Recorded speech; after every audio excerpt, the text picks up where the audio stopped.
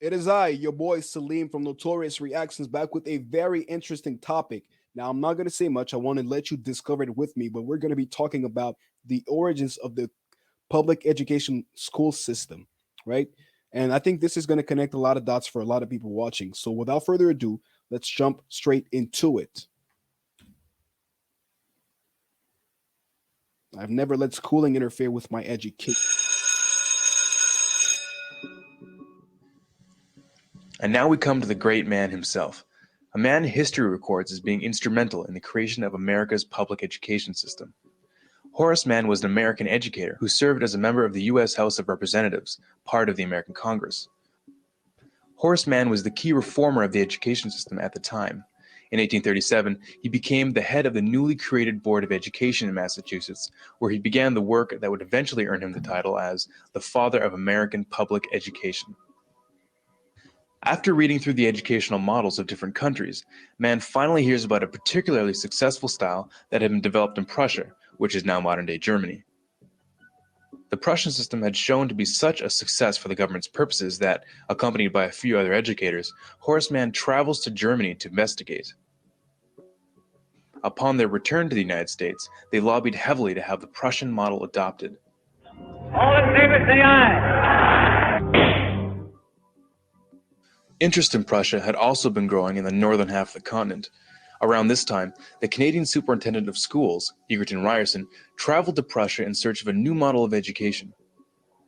His journeys also included visiting Horace Mann in Massachusetts to further examine the system he would eventually adopt. George Brown, the editor of Toronto's Globe newspaper, was even quoted saying that Ryerson had successfully imported Prussian education into Ontario. Hmm. During the next 30 years or so, a whole line of American dignitaries came to Germany to earn degrees. Interestingly enough, those who earned degrees in Germany came back to the United States to staff all the major universities.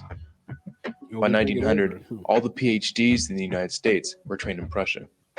And I got to stop there just to make a connection for you if you didn't already make it. So both the guys that were responsible, respectively, for Canada and the United States for for the reform of the public school education system were sent to Prussia to look upon the same system, right? And so it now makes sense as to why the Canada and the United States public school systems or structures are very similar, right? In terms of what we learn and how it's structured from one level to another. The institutions might not have the same name, right? But it now makes sense because it comes from the same place essentially. As the first secretary of the State Board of Education, Horace Mann promoted his new concept that the state is the father of children. He stressed that it was the responsibility of the state to ensure that education was provided for the child. A very noble idea, of course, but what exactly did he mean by that? Hmm. And how did he define education? It seems like a very broad subject. It is a very broad subject. Education encompasses all of human history and all the knowledge we have gathered during that time. Not to mention, and perhaps most importantly, what we as human beings learn over our lifetime on a personal level. Is it the state's responsibility, or can they not afford that the children be taught anything else than what they want the children to be taught? You got to think about that, right? Because I don't think they want independent thinkers. So if we don't want them to be taught anything that that goes counter to what we want them to know, then we have to make sure to occupy that space in their minds. That's what I think happened. Horace Mann's 10th annual report in 1846 led to the first state law that made it mandatory for children to go to school. It was during that year that he supported the governor of Massachusetts in adopting the Prussian model of education for the entire state. How did he do that? The governor of the time, Edward Everett, as it turns out, was the very first to receive a PhD from, can you guess where? That's right, Prussia. From then on, it spread very quickly. Just after Everett installed the Prussian model in the state of Massachusetts, the governor of New York set up the very same method in 12 New York schools. Horace Mann's sister, Elizabeth Peabody, of the Peabody Foundation, saw to it that right after the Civil War, the Prussian system that was then being taught in the northern states was integrated into the conquered South. By 1900, most of the compulsory schooling laws that implemented the new system had been passed. From then on, every American child grew up under the Prussian system.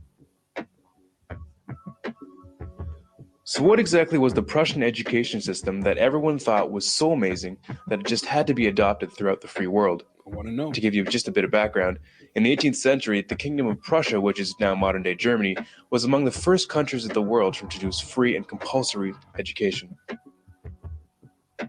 After the Prussians were defeated by Napoleon in 1806, it was decided that the reason why the battle was lost was that the Prussian soldiers were thinking for themselves in the battlefield instead of following orders. To make sure that this couldn't happen again, a new 8-year system of schooling was created. This new system provided not only the skills needed for the early industrialized world, such as reading, writing, and arithmetic, but also a strict education that taught duty, discipline, respect for authority, and the ability to follow orders. Elite children destined for higher offices went on to attend private schools, while the rest of the population had no access to the secondary education. You see, we got to stop there. You got to think about what's been said already. The reason why they set up this education system, which has now been copied by not only the United States but also Canada, is because they decided that the reason why they lost the war is because there were too many independent thinkers. So the origin, the outset, the reason why this was created is because they wanted to eliminate independent thought from the people, right? We want to make sure that they now respect authority, right? When the bell rings, you got to know that you got to get back into the school. If you want to speak, you have to raise your hand. When you go out to walk out to get into the yard, you walk in a specific way with your friend next to you. You hold hands, whatever the case may be. If you disobey the orders, what happens when you're outside? You face the wall and you watch your friends play. And this is the whole way that they set you up. They indoctrinate you from, age 6 or however young you start this whole curriculum till you become an adult, so that you recognize the authority. Right? It remains the same. The only thing that changes is the names of these people that are in charge. So our whole school system, and the reason why this has been set up is to make sure to enforce the government's supremacy over people. We don't want people that can think for themselves, because if they can think for themselves, they can fight for themselves. You got to think about that. They were destined for the working class. Through this new system, the Prussian court tried to create social obedience in the citizens through indoctrination. Obedience. Every individual had to become convinced at the core of their being that the king was just, his decisions were always right, and the need for obedience paramount. In truth, the entire purpose of the system was to instill loyalty to the crown and to train young men for the military and bureaucracy. To do this, it was necessary to squeeze out all independent thinking from the masses. Influencing this new system from the beginning was Prussian philosopher Johann Gottlieb Fichte. Combining John Locke's view that the children are a blank slate and Rousseau's ideas on how to write on that slate, Prussia established an educational system that was considered scientific in nature. An important part of the Prussian system was that it defined for the child what was to be learned, what was to be thought about, and how long to think about it. In order to have an efficient policy-making class and a subclass beneath it, it was believed that one had to remove the power of most people to make sense out of the available information. In other words, critical thinking had to be done away with. Now, if you're wondering why the average person doesn't know that the North American education system is based directly on the Prussian model, it might just be because its original purpose was not designed for the good of the individual, but for the good of the government. It all makes sense now. Why? And you know what? It's funny because anytime we will bring about these kind of arguments, people will just be quick to label it as a conspiracy theory, because it's easier to do away with that, to understand, to chalk it up to the fact that, man, you're just being crazy. But think about it. You will see these same people, and think about what's happened in the past 2 years. How easy it was to convince the whole wide world that, we had a certain issue that prevented people from going out. And that the only solution to them making it alive is to stay in their homes and to wear things on their faces, right? The only way this is pulled off is if we have this type of system in place to make people dumber by the generation. And also think about the fact that this system has been implemented so successfully that, about 200-300 years later, we have children that will not speak to their parents because of their political leanings, because they are being brought and indoctrinated in universities, modern day indoctrination camps, that they'll literally open their minds to the ideologies of their teachers right? The people in the authority position who actually really don't care about them, and turned them against their parents. If I had to look at this based on what I just talked about, I think the system they put in place is pretty successful. The philosophy of Johann Fichte directly influenced the creation of the Prussian model of schooling, as he is quoted saying, "The schools must fashion the person, and fashion him in such a way that he simply cannot will otherwise than what you wish him to will." With quotes like these, you can see why his involvement is not well known. Education should aim at destroying free will, so that after pupils are thus schooled, they will be incapable throughout the rest of their lives of thinking or acting otherwise than as their schoolmasters would have wished. Masters. When this technique has been perfected, every government that has been in charge of education for more than one generation will be able to control its subjects securely without the need of armies or policemen. In 1807, in a Berlin occupied by Napoleon, Johann Fichte gave a series of famous addresses to the German nation. Fichte spoke of the superiority of German people above all others. The content of these speeches was a catalyst for the Prussian education system and German nationalism. In other earlier works, he calls Jews a state within a state that would, quote, undermine the German nation.